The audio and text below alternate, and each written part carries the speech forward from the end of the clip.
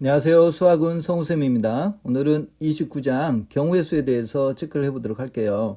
우리가 경우의 수에서는 기본적으로 합의 법칙이 무엇이고 그 다음에 곱의 법칙 그리고 다양한 경우의 수의 유형에 대해서 체크를 해보도록 할 거예요.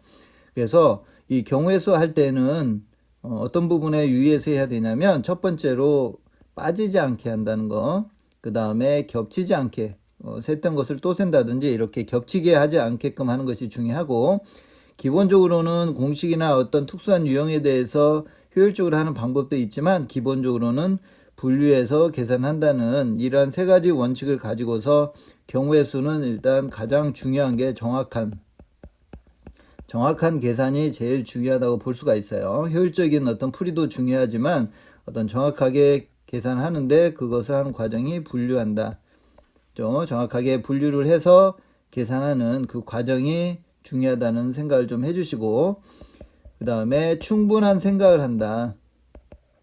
충분한 생각을 하고 그리고 연산, 계산을 한다. 이러한 흐름으로, 그러니까 생각하는 그 시간이 충분히 길어야 되고, 그 다음에 실질적으로 계산하는 과정, 산수 연산은 그렇게 길지 않기 때문에 이러한 측면으로 공부를 하시면 좋을 것 같아요. 그냥 직관적으로 바로 판단해서 경우의 수를 세게 되면 오류가 나올 수 있는 여지가 많기 때문에 충분히 이게 가장 올바른 방법이고 정확한 어떤 접근이다라고 판단이 되면 그때의 그 방법에 따라서 연산을 해주는 그런 흐름으로 경우의 수는 공부를 해주시는 게 좋아요.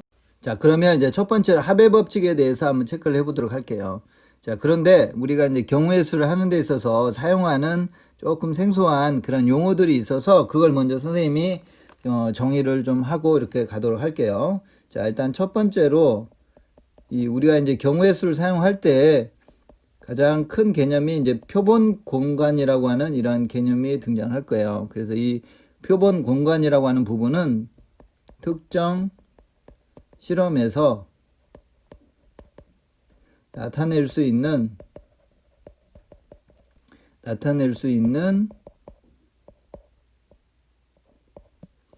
모든 결과의 뭐다? 집합이다. 자, 예를 들면 우리가 주사위를 던진다고 했을 때 주사위를 던지면 1에서부터 6까지가 나오는데 그 표본 공간 자체를 집합으로 표현하게 되면 1, 2, 3, 4, 5, 6이다. 이렇게 표현할 수가 있는데 쉽게 얘기하면 전체 집합의 어떤 관점이라고 생각하셔도 돼요. 주사위를 던져서 특정한 실험, 주사위를 던지는 그런 실험을 했을 때 나타나는 모든 결과의 어떤 집합, 1부터 6까지가 나올 수가 있으니까 그러한 어떤 전체의 집합을 우리가 표본 공간이라고 이렇게 생각하시면 돼요. 그 표본 공간에서의 이제 특수한 어떤 이제 사건을 이제 정의를 하게 될 거고요. 그래서 사건이라고 하는 것은 이제 실험에서 이제 특정한 어떤 조건을 만족하는 모든 결과로 이루어진 역시 보다 그렇죠. 집합이다. 이렇게. 전체 집합에 해당되는 표본 공간이 집합으로 이렇게 표현이 되어 있기 때문에 거기에서 어떤 특정한 실험에서 얻어진 특정한 조건을 만족하는 그런 결과들을 모아놓은 그러한 집합을 이제 사건이라고 해요. 그러니까 사건도 집합인 거죠. 그래서 예를 들면 주사위를 던져서 수가 나오는 그런 어떤 경우의 수를 한번 찾아보자. 그렇게 되면 소수가 되는 게 2, 3, 5 이렇게 해서 나타나는 이런 집합 A를 우리가 사건이라고 한다. 이렇게 해서 기본적으로 표본 공간, 우리가 사용할 어떤 경우의 수의 전체에 해당되는 그런 집합과 그 다음에 실험에서 나타나는 특정한 조건, 만족되는 그러한 조건으로 나타나는 그런 모든 어떤 결과치들을 모아놓은 그러한 집합을 우리가 사건이라고 한다. 이렇게 두 가지의 개념을 일단은 기본적으로 알고 접근하도록 할게요. 자, 그러면 우리가 이제 합의 법칙이라고 하는 것을 이제 설명을 할 텐데요. 이 합의 법칙이라고 하게 되면 우리가 이제 집합이기 때문에 집합의 연산에서 A 합집합 B라고 하는 원소의 개수는 A 개수 B의 개수 마이너스 교집합의 개수의 차다. 이렇게 된다는 것을 우리가 집합단원에서 공부를 했어요. 그래서 자, 이 원리를 이용해서 합의 법칙은 집합에서의 뭐하고 같은 의미다? 합집합하고 같은 의미로 생각을 해주시면 돼요. 합집합, 합한다 이런 느낌으로. 자, 그래서 이제 두 가지 케이스로 이제 개념을 구분해서 갈 건데 A와 B가 서로 동시에 일어나지 않는 거. 이러한 경우는 이제 용어로 하게 되면 배반 사건이다 이렇게 해요. 이 부분은 그냥 참고적으로만 지금 에서는 이렇게 이해를 해주시면 좋을 것 같고요. 동시에 일어나지 않는 그러한 어떤 사건, 그러한 경우에서 각각이 일어날 사건이 A가 일어날 그러한 어떤 경우의 수가 M개, 그 다음에 B가 일어날 경우의 수가 N개라고 했을 때 사건 A 또는 사건 B가 일어날 경우의 수는 어떻게 되냐면 M 더하기 N이다. 이렇게 합의 어떤 상황으로 표현이 되는 거. 자, 그러면 이 집합에서도 표현해보면 쉽게 설명할 수가 있어요. A 또는 B 합집합이죠. 합집합의 개수는 지금 동시에 일어나는 부분이 없기 때문에 이쪽 부분이 0이다. 그러면 여기가 M이고 여기가 N이다. 그래서 M 더하기 N이다. 이렇게 표현할 수가 있겠죠. 자, 그 다음에 이번에는 A와 B가 동시에 일어나는 경우가 있을 때를 체크를 해보면 A와 B가 일어나는 경우가 각각 M과 N이고 그 다음에 동시에 일어나는 경우의 수를 L이라고 했을 때 A 또는 B가 일어나는 경우의 수는 역시 마찬가지로 우리가 여기에서 집합에서 사용되는 요 합집합의 요 식을 이용을 해서 계산해 보면 우리가 이제 A 또는 B가 일어날 그런 경우의 수는 A가 일어날 경우의 수가 M개, 그죠? M 더하기 그 다음에 B가 일어날 경우의 수가 N개, 그죠? 그 다음에 M과 N 안에는 둘 다 동시에 일어나는 부분이 두 번 중복해서 포함이 되어 있기 때문에 그 부분을 공통된 부분을 빼서 L로 이렇게, 그죠? 그래서 M 더하기 N 마이너스 L이다. 이렇게 식을 표현할 수 있는 게 합의 법칙의 어떤 의미라고 하는 부분, 이 부분을 정리를 해두시면 좋을 것 같아요. 자, 그러면 이제 선생님이랑 같이 합의 법칙의 어떤 형태가 어떤 것인지, 어떤 원리로 합의 법칙에 해당되는 경우의 수를 세는지 그 부분에 대해서 한번 예를 통해서 연습을 한번 해보도록 할게요. 자, 일단 첫 번째로 자, 서로 다른 두 개의 주사위하게 되면 1에서부터 이제 6까지가 이렇게 있을 텐데, 자, 우리가 두 수의 차가 2 또는 3이 되는 그런 경우의 수. 자, 이때는 겹치는 부분이 있다 없다. 그쵸. 여기서는 겹치는 부분이 없겠죠. 그죠? 차가 2도 되고 3도 되고 하는 그런 상황은 없으니까. 자, 그렇게 되면 우리가 주사위가 이렇게 두 개가 있을 때 앞에 있는 주사위를 나오는 숫자를 X, 뒤에 있는 주사위 숫자를 Y라고 했을 때 두 개의 차니까 절대값을 이렇게 해주면 되겠죠. 요 값이 2가 되거나 또는 X-Y의 값이 3이 되거나 이러한 식의 두 가지의 케이스가 나오겠죠. 그죠? 그래서 첫 번째 나오는 가지수가 예를 들면 M개다. 그 다음에 두 번째 나오는 가지수가 N개다. 자, 이렇게 했을 때 전체의 경우의 수는 M 더하기 N이다. 이러한 식으로 경우의 수를 구하는 게 합의 법칙이다. 이렇게 생각을 하시면 될 것 같아요. 자, 그러면은 자, 실제로 한번 계산 한번 해보도록 할게요. 자, 일단은 이제 첫 번째부터.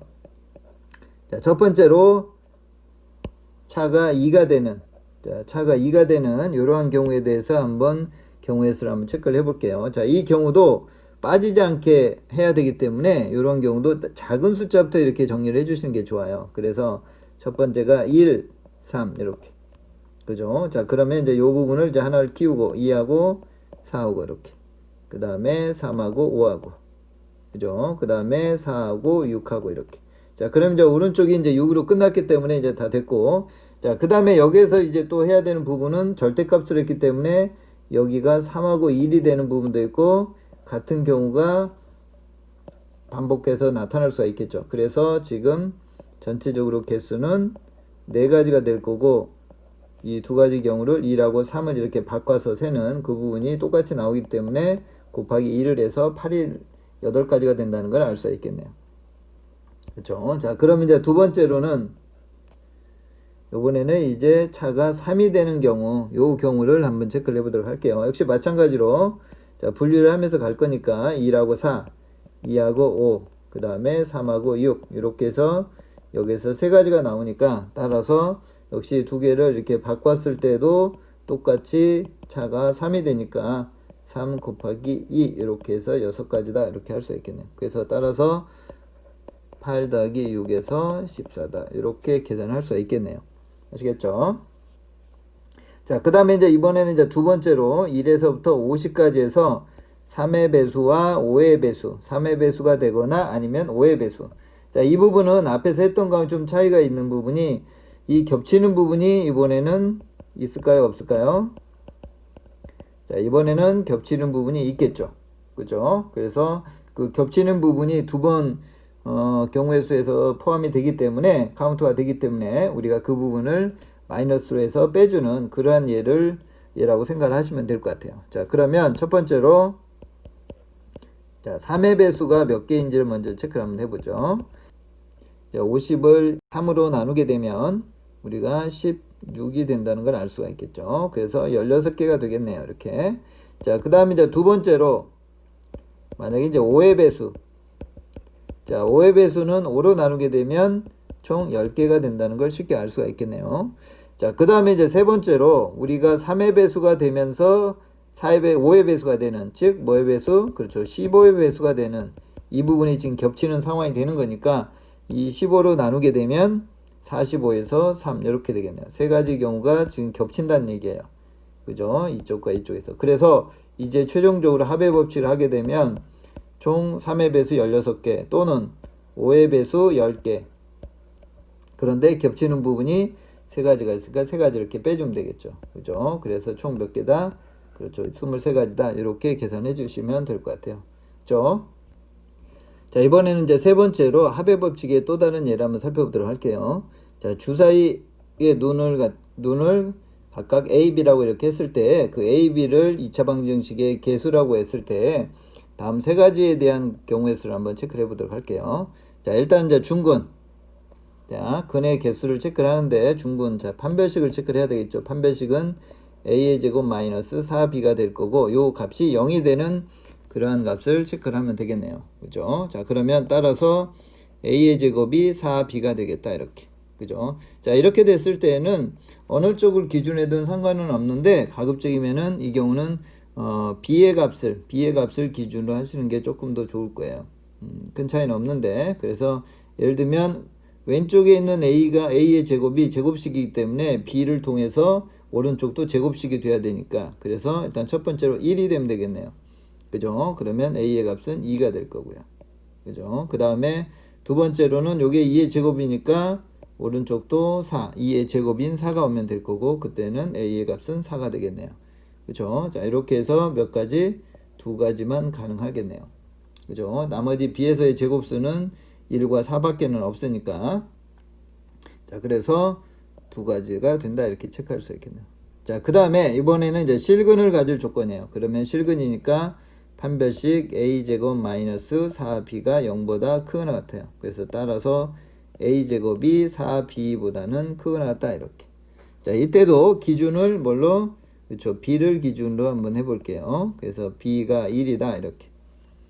그죠? 자, b가 1이 되면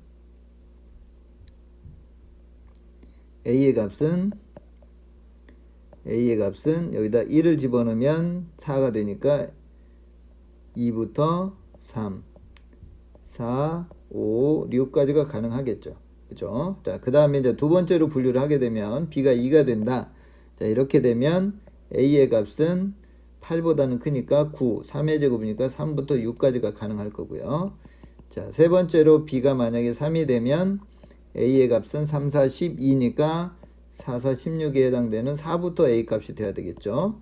그 다음에 B가 4가 되는 경우도 역시 마찬가지로 같은 케이스가 될 거고. 자, 그 다음에 이제 B가 5가 되는 경우가 되면 A의 값은 20이니까 5하고 6이 가능하겠네요. 그죠? 그 다음에 여섯 번째로 B가 6이 되면 A의 값은 이때도 역시 마찬가지로 5하고 6이 된다는 걸 알 수가 있어요. 그죠? 자, 그러면 이제 여기에서 어떤 부분에서 우리가 합의 법칙이냐면 B가 1이 될 때에 이렇게 또는 B가 2가 되면 이렇게 또는 이렇게. 그래서 이 사건이 지금 분류가 총 6가지로 분류가 될 것이고 겹치는 부분이 없기 때문에 이제 각각에 대해서 합의 법칙을 이용을 해서 더하면 되겠죠. 그래서 첫 번째 게 5가지, 그 다음에 4가지, 그 다음에 3가지, 3가지, 그 다음에 2가지, 2가지 이렇게. 그죠? 자, 그래서 이 값을 계산하게 되면 19가 된다는 걸 알 수가 있겠네요. 아시겠죠? 자, 그 다음에 이제 마지막으로 이제 허근도 경우의 수를 셀 수가 있는데, 여기서는 우리가 2차 방정식에서 근의 종류를 보면 실근 또는 허근 둘 중에 하나가 되겠죠. 그래서 첫 번째로 실근하게 되면 0보다 크거나 같고, 두 번째로 허근이면 0보다 작아요. 그러면 전체의 경우의 수는 주사위가 지금 2개를 던지는 거니까 36가지가 될 것이고, 거기에서 우리가 지금 실근을 갖는 경우가 19개라는 것을 우리가 찾았기 때문에, 따라서 우리가 구하려고 하는 이 허근을 갖는 경우의 수는 전체에서 실근을 갖는 19개를 이렇게 빼줘서 계산을 해주면 좀 더 효율적으로 계산을 할 수가 있겠죠. 물론 이걸 직접 계산해서 우리가 분류해 가지고 계산을 하더라도 우리가 17가지가 나온다는 것을 체크를 할 수가 있어요. 자, 그러면 이번에는 이제 두 번째로 고배 법칙을 설명을 한번 하도록 할게요. 자, 고배 법칙이라고 하는 것은 두 개의 사건 A, B에 대해서 사건 A가 일어날 경우의 수가 지금 M개, 그 다음에 그거에 대해서 각각에 대해서 쉽게 얘기하면 이렇게 해서 이 3가지가 있다. M의 값이 3이다. 그랬을 때 이 하나에 대해서 각각의 2개씩 이렇게 나타나고, 얘도 2개씩 이렇게 나타나고, 이렇게 2개씩 나타나고, 그죠? 자, 그래서 n이 만약에 2개씩 나타난다. 각각에 대해서. 자, 그렇게 됐을 때 전체의 가지수는 하나, 둘, 셋, 넷, 다섯, 6개. 이렇게 해서 6개가 되는데, 그 원리가 각각의 m의 값이 3개가 있고, 그 하나당 2개씩 이렇게 나타나서 6이다. 이렇게 계산하는, 곱하기의 어떤 값의 의미로서 계산하는 그 방법을 우리가 고배 법칙이라고 얘기를 하고 있는 상황이에요. 그래서 각각에 대해서 나타나는 사건 B가 일어날 가지수가 n가지였을 때 A와 B가 동시에 또는 연속해서 일어나는 그러한 가지수를 m 곱하기 n 해서 고배 법칙으로 이렇게 값을 표현할 수가 있어요. 자, 그러면 이제 선생님이 요 아래에서 지금 합의 법칙과 고배 법칙을 배운 상태에서 경로의 수를 이용을 해서 2가지의 형태를 이제 구분해서 한번 설명 한번 해보도록 할게요. 자, A라고 하는 부분에서 B라고 하는 이 부분으로 가는 경로의 수를 이렇게 X라고 하는 부분을 경우에서 이렇게 가는 부분과 그 다음에 이렇게 직접 가는 이 2가지에 대해서 이렇게 분류했을 때 어느 부분에서 합의 법칙이 쓰이고 어느 부분에서 고배 법칙이 쓰인지를 선생님이 구분을 조금 해드릴게요. 자, 일단 이제 합의 법칙. 자, 합의 법칙은 뭐냐면 이 A서부터 B까지 가는 그 경로에 대해서 완전하게 끝나는 그런 부분들을 더한다는 그런 느낌으로 생각을 해주시면 좋을 것 같아요. 그래서 지금 A서부터 B까지 완전하게 가는 종류가 지금 몇 가지 종류가 있냐면 2가지 종류가 있어요. 이쪽을 통해서 가는 방법이 있고, 그 다음에 이 아래쪽으로 가는 방법이 있어요. 그래서 완전하게 A에서부터 B까지 가는 그러한 경로가 2가지 종류가 있는데, 첫 번째가 A에서 X를 경유해서 그 다음에 B로 가는 부분이에요. 그 다음에 두 번째로는 그냥 A에서 B로 가는 그런 경로야. 그래서 완성된 A에서부터 B까지 가는 완전한 그런 형태가 몇 가지가 있는지를 찾아서 그 2가지를 더한다는 개념으로 생각을 하시면 될 것 같아요. 그렇죠? 자, 그런데 이제 고배 법칙은 뭐냐면, 고배 법칙은 A서부터 B까지 가는데 완전하게 다 끝나지 않은 상태예요. 그래서 이제 위에 있는 A서부터 X를 통해서 B를 가는 이 안에서 이제 고배 법칙의 원리가 이제 사용이 되는데, A에서부터 X까지 가고, 그리고 아직 안 끝났죠. 그리고 또 다시 X에서부터 B로 이렇게 가야 돼요. 그러니까 연속선상에서 완전하게 A에서부터 B로 가는 그러한 어떤 결과가 아니라 진행되는 과정 속에서 고배 법칙이 나타난다고 하는 부분. 자, 그러면 실제로 여기서 보면 A서부터 X까지 가는 부분이 지금 몇 가지가 있냐면 2가지가 있어요. 그죠? 그리고 아직 안 끝났어요. 그죠? 아직 안 끝났고 더 가야 돼요. B를 향해서. 근데 그 가는 방법의 수가 한 가지예요. 그래서 그리고 한 가지가 더 있고. 그래서 최종적으로 두 가지가 된다. 이렇게 생각할 수가 있어요. 그래서 이 부분에서 고배 법칙의 원리가 쓰이는 거예요. A서부터 B까지 가는 경로 중에서 전체의 경로의 수는 지금 여기서 두 가지가 있고 그 다음에 여기서 한 가지가 있고 해서 전체의 경로의 수는 세 가지가 되지만 이 세 가지를 체크하는 과정 속에서 완전하게 A서부터 B까지 가는 이란 어떤 형태가 두 가지로 종류로 나눠졌을 때 그때는 지금 합의 법칙의 원리가 쓰이는 거고 이렇게 두 가지 종류. 그 다음에 이제 고배 법칙은 아직 끝나지 않고 계속해서 이렇게 진행이 되는 그런 과정 속에서 이제 고배 법칙이 쓰인다는 거. 자, 요 부분을 이해를 하고 계시면 좀 좋을 것 같아요. 자, 그러면 실제로 우리가 이 A서부터 D까지 가는 경로에 대해서 우리가 합의 법칙과 고배 법칙을 이용을 해서 경로의 수를 한번 체크를 한번 해보도록 할게요.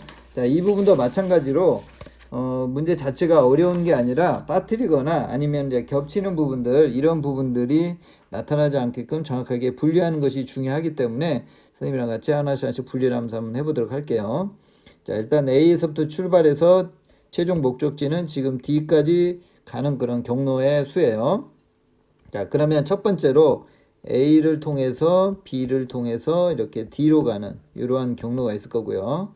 그러니까 이 안에서 이 자체는 하나의 합의 법칙의 하나의 어떤 사건이 될 것이고 그 다음에 이 안에서 A를 에서 B까지 가고 그리고 B에서 D까지 가는 여기에는 고배 법칙의 개념이 사용됐다. 이렇게 생각을 좀 해주시면 좋을 것 같아요. 자, 그 다음 이제 또 두 번째로 분류를 하게 되면 A에서부터 출발해서 어디 B를 가고 그 다음에 C를 경유를 해서 D로 가는 이렇게 돼야지 완성체로 A에서부터 D까지 가는 그런 상황이 되겠죠. 자, 그 다음 이제 세 번째로는 자, A를 출발해서 그 다음에 C를 경유를 해서 D로 가는 경우랑 마지막으로 A에서 C를 통해서 B를 통해서 D로 이렇게 도착하는 이렇게 네 가지의 종류가 있다는 걸 알 수가 있어요. 그죠? 자, 그래서 이 각각에 대한 부분들이 A서부터 D까지 완전하게 끝까지 가는 그러한 경로의 경우의 수이기 때문에 요 네 가지를 더한 것이 바로 합의 법칙의 원리라고 생각하시면 될 것 같고요. 이렇게. 그죠? 요게 합의 법칙의 개념이고 그 다음에 고배 법칙은 A서부터 D까지 가는데 지금 A에서부터 B까지 가고 그리고 B에서 C까지 가고 그리고 C에서 D까지 가고 이렇게 연속성상에서 아직 D까지 가지 않는 그 과정 속에서 계속해서 진행이 되는 그런 상황 속에서가 고배 법칙의 원리가 사용됐다고 보시면 될 것 같아요. 그러면 실제로 한번 같이 계산 한번 해보도록 할게요. 자, 먼저 A서부터 B까지 가는 경우의 수는 하나, 둘, 세 가지가 있으니까 세 가지. 그리고 아직 안 끝났죠. A서부터 지금 B까지만 간 거고 그 다음에 B에서 D로 가는 것은 두 가지 이렇게 되네요. 그래서 여섯 가지의 경로가 나오겠네요.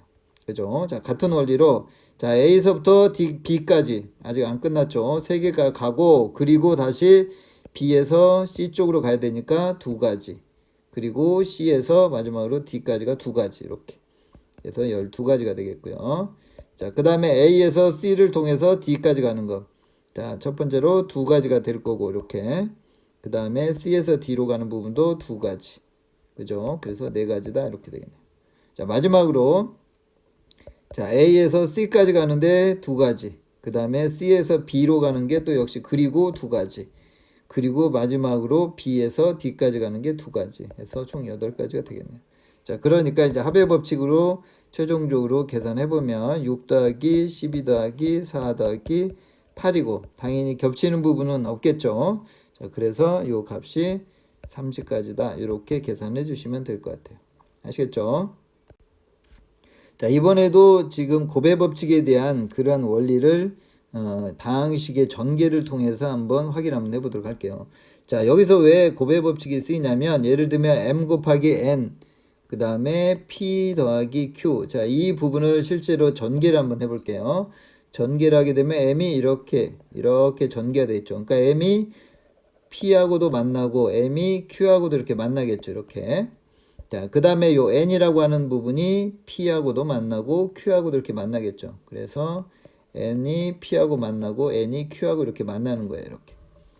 자, 그렇게 되면 우리 m이 지금 하나당 몇 개 만나냐면 뒤에가 지금 두 개가 있기 때문에 두 개의 항과 만나서 항이 몇 개 만들어지냐면 두 개가 만들어지고 있어요.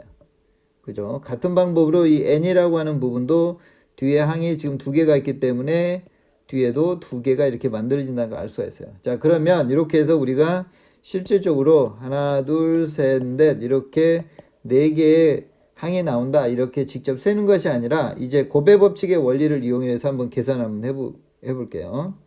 자, 앞에 있는 각각의 m하고 n이 뒤에 있는 p하고 q하고 전개가 돼서 만나기 때문에 각각의 하나당 두 개가 각각이 두 개씩 이렇게 대응이 되는 그런 상태가 되기 때문에 고배 법칙을 이용해서 4가 된다는 걸 바로 계산할 수가 있겠죠. 그죠? 자, 그러면 이 원리를 이용을 해서 우리가 항이 이렇게 3개가 곱하기로 되어 있을 때 전개했을 때 항의 개수가 어떻게 되는지 한번 체크를 해볼게요. 자, 먼저 앞에 있는 요 m하고 n이 각각의 뒤에 있는 요 식하고 만나게 된다는 걸 알 수가 있어요. 각각의 두 개가 일단 첫 번째로 요 p하고 q하고 전개가 돼서 이렇게 두 개씩 만난다는 걸 알 수가 있어요. 그래서 고배 법칙에서 곱하기 2를 해주고, 자, 그 다음에 요 전개되어 있는 요 상황에서 뒤에 있는 이 각각에 대해서 3개하고 만나기 때문에 뒤에도 곱하기 이렇게 3을 이렇게 해주면 되겠죠. 고배 법칙에 의해서. 그래서 실제로 전개했을 때 나타나는 항의 개수는 12가지가 된다는 걸 알 수가 있어요. 아시겠죠? 자, 그런데 여기서는 지금 요 m하고 n, p하고 q, 그 다음에 x, y, g가 서로 다 다른 값이기 때문에 이 겹치는 부분이 없어서 그냥 두 가지, 세 가지 이렇게 가는데 이제 다항식 같은 경우에 전개하면서는 같은 문자가 있게 되면 그 겹치는 부분 때문에 그 부분은 조금 고려를 좀 해줘야 되는 그런 어떤 문제가 생길 수가 있어요. 그래서 지금 여기에서는 다행히 여기 제시되어 있는 문자들이 겹치지 않기 때문에 고배 법칙으로 그냥 두 가지, 세 가지 이렇게 곱해서 계산하면 쉽게 계산을 할 수가 있다는 걸 알 수가 있어요.